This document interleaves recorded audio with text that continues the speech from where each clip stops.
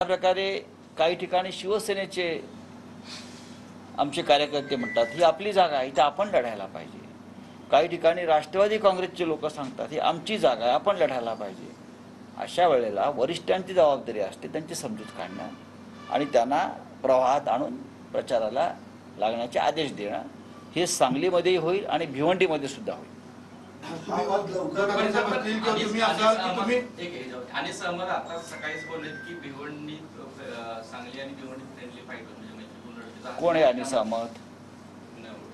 तुम्ही ओळखता?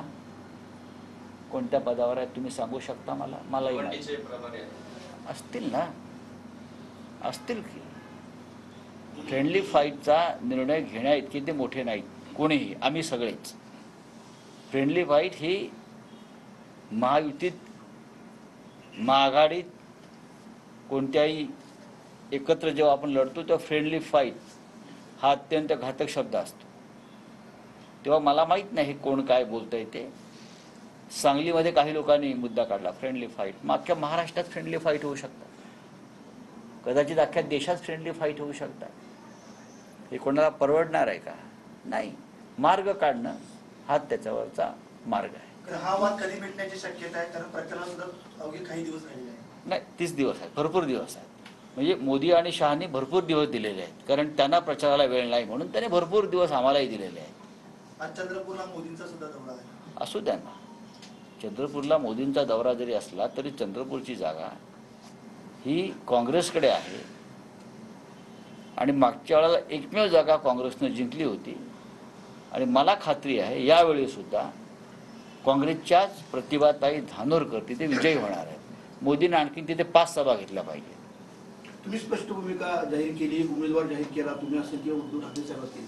मात्र काँग्रेसच्या वरिष्ठांची काही जबाबदारी होती की त्यांनी जर ते अगोदर स्पष्ट सांगितलं असतं त्यांच्या स्थानिक नेत्यांना जे काय चर्चा सुरू आहे तर हा ठीक आहे. तो विषय आमच्या दृष्टीनं तो वाद आणि विषय संपलेला आहे.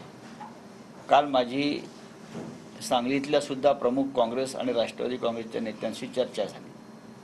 काल माझं विश्वजित कदम यांच्याशी माझं बोलणं झालं. आपण कार्यकर्त्यांच्या भावनांचा आदर केला पाहिजे या मताचा मी आहे, जसं आम्ही शिवसैनिकांच्या भावनांचा आदर करतो.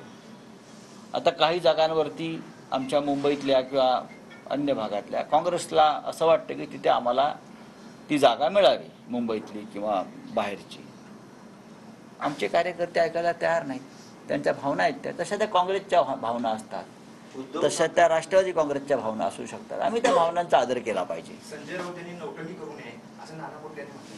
लहान कार्यकर्त्यांसारखं बोलू नये, लहान कार्यकर्त्यांच्यासारखं बोलू नये. बरं बरं, ठीक आहे, चांगली गोष्ट आहे, बोलू द्या ना. उद्धव ठाकरे पंतप्रधान होणार हे जे संजय राऊत बोलतात ते मुंगेरीला पण स्वप्न. असं कोण म्हणतं? हे गिरीश महाजन यांनी बोलू द्या ना. ते स्वतःच एक मुंगेरीला आलायत. जळगावची लोकसभा वाचवा म्हणावं, माझं आव्हान आहे त्यांना. आधी जळगावची लोकसभा वाचवा, जिथे आम्ही आमचा उमेदवार टाकला. आत्ता जळगाव आतापर्यंत शिवसेना लढत नव्हती.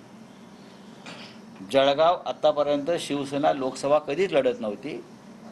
या गिरीश महाजनला त्याची जागा दाखवण्यासाठी जळगाव आम्ही घेतला आहे आणि जळगाव लोकसभा आम्ही जिंकतो आहे. एकनाथ खडसे 9 तारखेला भाजपमध्ये परत प्रवेश करायला लागले, पण रोहिणी खडसे हे राष्ट्रवादीतच थांबणार असं. नाही, मला त्याच्याविषयी फार माहीत नाही. मला खरोखर त्यांच्या या भूमिकेविषयी माझ्याकडे माहिती नाही. अशा पद्धतीने पुन्हा त्यांची घरवरची भाजपमध्ये जातात काय? मग काय, खडसे साहेबांवरती जे आरोप भाजपनं केले होते किंवा भाजपने जे आरोप खडसेंवर केले होते त्या आरोपांचा आता कोणत्या वॉशिंग, ही वेगळी वॉशिंग मशीन आली आहे का? पक्षांतर्गत लोकांनी एकमेकांवरती केलेले आरोप धुवून काढण्यासाठी. बाहेरचे ठीक आहे, काँग्रेस, राष्ट्रवादी, शिवसेनेकडून आलेल्या लोकांचे आरोप धुवून काढायचे, पण खडसे तर तुमचेच होते ना. त्यांनी फडणवीस यांच्यावरती केलेले आरोप किती गंभीर होते. लोकांना हळूहळू परत त्याचं स्मरण होईल. 2 दिवसाच्या दौऱ्यामध्ये काँग्रेस नेत्यामध्ये जी नाराजी होती ती समेट तुम्ही घडवू शकलाय असं तुम्हाला वाटतंय का? उद्या कळेल ना, तुम्हाला कळेल. काँग्रेस हे प्रचारामध्ये सहभागी होते, स्वतः विश्वजित कदम, स्वतः विशाल पाटील, इकडले काँग्रेसचे सगळे नेते, पृथ्वीराज पाटील असतील, विक्रम सावंत असतील, हे सगळे इकडले जे प्रमुख काँग्रेसचे पुढारी आहेत, जुने काँग्रेसवाले आहेत, काँग्रेसचे कार्यकर्ते असतील, स्वतः जयंतराव पाटील हे त्यांच्या कार्यकर्त्यांना सांगतील, शिवसेना एकत्र काम करू आम्ही आणि इथे भारतीय जनता पक्षाच्या त्या विकृतीचा, हुकुमशाही प्रवृत्तीचा आम्ही पराभव करू. ठीक आहे. रात्री जयंत पाटील साहेबांना आपण भेटलात अशी एक चर्चा आहे. भेट झाली का तुमची जयंत पाटील? तुम्ही माझ्या मागावरच होतात ना सगळ्या शेवटपर्यंत. साहेब, बेळगावच्या संदर्भात काय सीमावासी काल आपल्याला भेटले, नेमकं माझं असं म्हणणं आहे, निवडणूक आपण तिथे लढायला हवी. तिकडले मराठी माणसाचं संघटन आहे, ते इकडे तिकडे सरकता कामा नये कुठे. भारतीय जनता पक्ष कायम मराठी माणसाच्या एकीकरण समितीत फूट पाडण्याची योजना आखत असते, कारस्थान करत असतं. अशा वेळेला प्रत्येक निवडणूक आपण मराठी माणूस म्हणून लढायला हवं, हे माझं म्हणणं आहे. आणि मी त्यांना सांगितलं की तुम्ही निवडणूक लढा, आम्ही प्रचाराला येऊ.